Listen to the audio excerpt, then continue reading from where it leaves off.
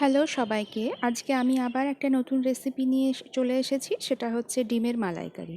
তো চলো দেখে নিই রেসিপিটা বানাতে কি কি লাগছে। এখানে আমি 10টা মতো সেদ্ধ করে নেওয়া ডিম নিয়েছি এবং ভালোভাবে সেদ্ধ করে এটা খোসা ছাড়িয়ে এইভাবে রেখেছি আলাদা করে। আর এখানে নিয়েছি দুটো বড় সাইজের কুচনো পেঁয়াজ, এইভাবে কুচিয়ে রেখেছি। পেঁয়াজটা ডিমের মালাইকারিতে একটু বেশি পরিমাণে লাগে। আর এখানে নিয়েছি 1 টেবিল স্পুন চিনি, 1 টেবিল স্পুন আদা রসুন বাটা, 1 টুকরো লেবু, এটা লাস্টে ব্যবহার হবে, 2টো তেজপাতা, এখানে গরম মশলা, লবঙ্গ, এলাচ আর দারচিনি, আর একটা শুকনো লঙ্কা। এখানে নিয়েছি জিরে আর ধনে গুঁড়ো মিক্সড, পরিমাণ তখন দেখিয়ে দেব। নুনটা পরিমাণ যখন দেব তখন দেখিয়ে দেব। আর এখানে হলুদ যেহেতু এই রান্নায় বেশি লাগে না, তো পরিমাণটা যখন অ্যাড করব তখন দেখিয়ে দেব। আর এখানে নিয়েছি লঙ্কার গুঁড়ো, এটাও তখন দেখিয়ে দেব। আর এখানে নিয়েছি 1 কাপ, মানে মোটামুটি 250 ml হবে এই কাপটা। তো সেই পরিমাণ নারকেলের দুধ। নারকেলটা ভালো মতো কুড়ে নিয়ে সেটা গরম জলে হাত দিয়ে ভালোভাবে মেখে নিলেই দুধটা আলাদা হয়ে ছেঁকে যায়। আর লাগছে পরিমাণ মতো সাদা তেল। এবারে সেদ্ধ করে রাখা ডিমগুলোতে আমি সামান্য পরিমাণ হলুদ অ্যাড করলাম আর সামান্য পরিমাণ নুন অ্যাড করব। দিয়ে সবগুলো ভালোভাবে একসঙ্গে হাত দিয়ে মেখে নেব, যাতে ডিমের চারি সাইড খুব ভালোভাবে নুন হলুদটা মিশে যায়। তোমরা দেখতেই পাচ্ছ ডিমে নুন হলুদ মাখানো হয়ে গেছে। তো এবার আমি গ্যাস অন করে কড়া বসিয়ে দিয়েছি, গরম হয়ে গেছে। তো এখানে আমি সাদা তেল 2 টেবিল স্পুন মতো দিয়ে দিলাম। এবার দেখো তেলটা খুব ভালোভাবে গরম হয়ে গেছে। তো এখানে এবার ডিমগুলো দিয়ে দিচ্ছে একে একে। আর এই পর্যায়ে তেলটা খুব ভালো গরম করতে হবে, কড়াটাও খুব ভালোভাবে গরম করতে হবে, যেহেতু ডিম ভাজতে গিয়ে তলায় লেগে যায় অনেক সময়।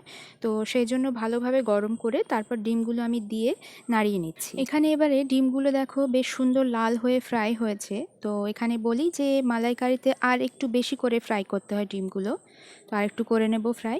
দেখো এইরকম লাল করে ফ্রাই করতে হবে। আর এখানে কুসুমটা বেরিয়ে যাওয়ার ফলে আমার তেলটা ফেনা হয়ে গেছে। ডিমটা ফ্রাই হওয়ার পর আমি তুলে নিয়েছি আলাদা পাত্রে। আর সেম কড়াইতে সেম তেলেই আমার রান্না হয়ে যাবে। তো আমি তেজপাতা দিয়ে দিলাম, শুকনো লঙ্কাটাও দিয়ে দিলাম, আর যে গরম মশলা রেখেছিলাম এলাচ, দারচিনি, লবঙ্গ, সেগুলো অ্যাড করলাম।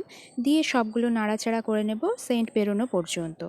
গরম মশলা থেকে সুন্দর সেন্ট বেরোনোর পর আমি কেটে রাখা পেঁয়াজগুলো এবার তেলে দিয়ে দিলাম। আর সবগুলো খুব ভালোভাবে নাড়াচাড়া করে তেলের সঙ্গে আর মশলার সঙ্গে মিশিয়ে নেব। আর পেঁয়াজটা খুব লাল করে ভাজতে হবে একটু, তোমরা দেখতে থাকো। প্রায় 2 থেকে 3 মিনিট গ্যাসের ফ্লেম লো করে ভাজতে ভাজতে আমার পেঁয়াজগুলো এখানে খুব সুন্দর ব্রাউন কালারের হয়ে এসেছে। এরকমই দরকার। তো এবার এখানে 1 টেবিল স্পুন আদা রসুন বাটা অ্যাড করে দিলাম। এই রান্নাতে খুব বেশি আদা রসুন বাটা লাগে না। তো আমি এখানে 1 টেবিল স্পুন অ্যাড করলাম, দিয়ে সবগুলো একসঙ্গে ভালোভাবে মিশিয়ে নেব। এবারে এতে আমি একদমই 1 চিমটে মতো হলুদ গুঁড়ো অ্যাড করলাম। হলুদ গুঁড়ো এতে বেশি লাগে না। এরপর এখানে হাফ টিস্পুন মতো শুকনো লঙ্কার গুঁড়ো অ্যাড করলাম। আর 1 টেবিল স্পুন নুন অ্যাড করে দিলাম, তোমরা তোমাদের মতো কম বেশি করবে। আর ধনে জিরে গুঁড়ো হাফ টেবিল স্পুন অ্যাড করে দিলাম। এবার মশলাগুলো একসঙ্গে ভালোভাবে মিশিয়ে নেব। আর এটা কিছুক্ষণ কষতে দেব, যাতে মশলাগুলো থেকে সাইড দিয়ে তেল বেরোয়। আর মশলা যত ভালো কষানো হয় রান্নার টেস্ট তত বেশি বেড়ে যায়। তো দেখতে থাকো। এবার এতে আমি সামান্য পরিমাণ জল অ্যাড করে দিলাম, যাতে মশলাটা খুব সুন্দর কষানো হয়ে যায় সেই জন্য। তো তারপর আবার নাড়াচাড়া করে মিশিয়ে নিয়ে এরপর দেখো মশলাটা খুব সুন্দর কষানো হয়ে গেছে। তো এবার আমি নারকেলের যে দুধ বের করে রেখেছিলাম সেটা অ্যাড করে দিলাম। আর সবগুলো ভালোভাবে একসঙ্গে মিশিয়ে নেব এভাবে নাড়াচাড়া করে। গ্যাসের ফ্লেমটা এখানে খুব বেশি হাই থাকবে না। তো এভাবে সব মিশিয়ে নিচ্ছি। মালাইকারির গ্রেভিটা খুব সুন্দর ফুটে গেছে। তো এবার আমি এখানে 1 টিস্পুন মতো চিনিটা অ্যাড করলাম। এরপর এটাও সবগুলোর সঙ্গে ভালোভাবে নাড়াচাড়া করে মিশিয়ে নেব। আর এবার এখানে টেস্ট করে নেব নুনটা ঠিক আছে কিনা। এখানে একদম ঠিক আছে, আমার আর নুন লাগবে না।